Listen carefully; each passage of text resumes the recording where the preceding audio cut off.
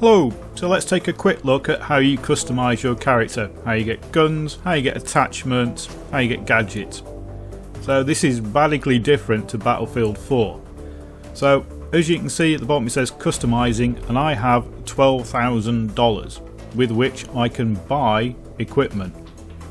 So rather than XP you have cash, and rather than have levels you have service stars. So we'll see those later. But as you can see from the guns, I can buy any of these guns. It's not tiered, so if I prefer the Uzi over the P90, I can buy the Uzi before the P90. The order they are in the list is not the order in which you have to buy them.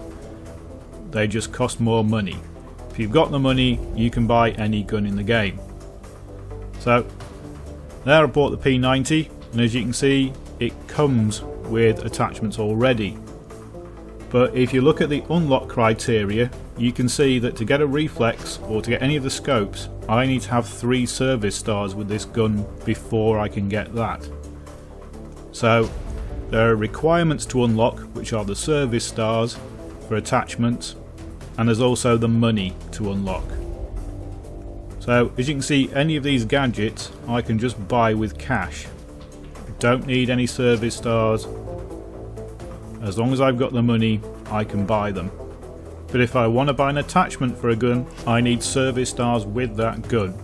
Now the first service star comes in at 10 kills I think, and I haven't really looked at the system to see if they then scale up or whether it's 10 kills for every service star.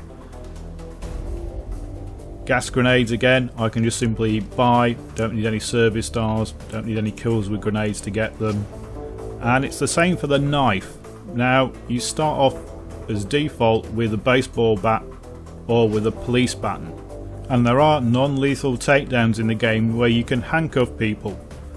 But I'm assuming you can't do that with a knife.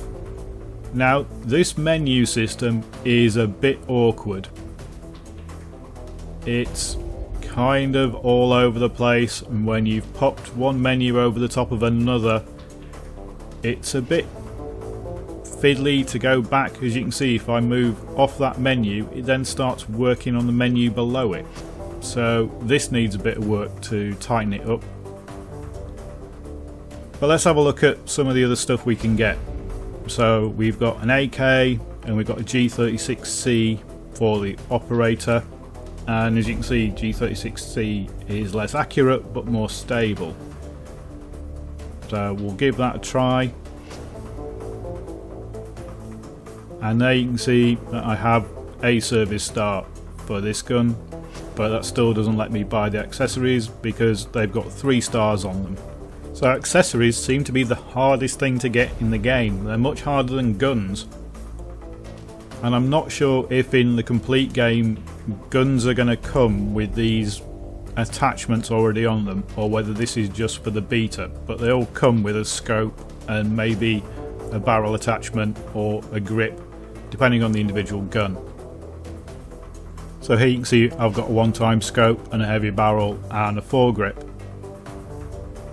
Pistols you don't seem to have any options with,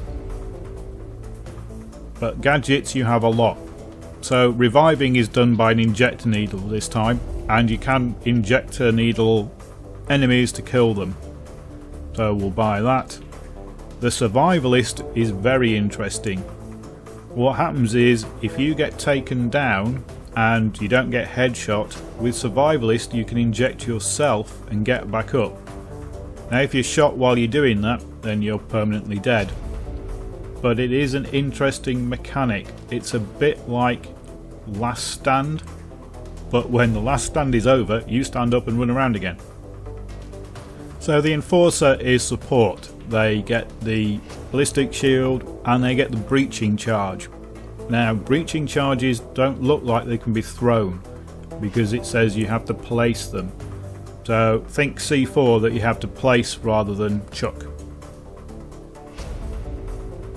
So the professional is the recon class, but they're a bit more restricted than they are in Battlefield 4 because you can't get carbines.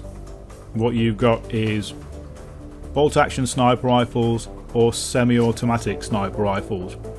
Now these aren't quite the DMRs because they don't go pew pew, and they seem to do a similar damage model, but they just feel better to use. They feel like semi-auto snipers rather than weak little guns.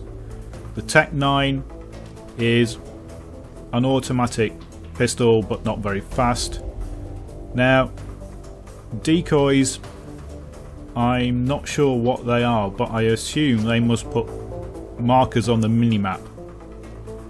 The camera is essentially a spotting tool. You put it down, it throws a cone out in front of it, and anything within 50 meters of the camera will get spotted. Buying equipment that can be used by multiple classes gives it to every class. So here you can see I have the gas grenade and the knife on this class as well. So I hope that gives you some idea of how this new buying weapons and accessories system works, and thanks for watching.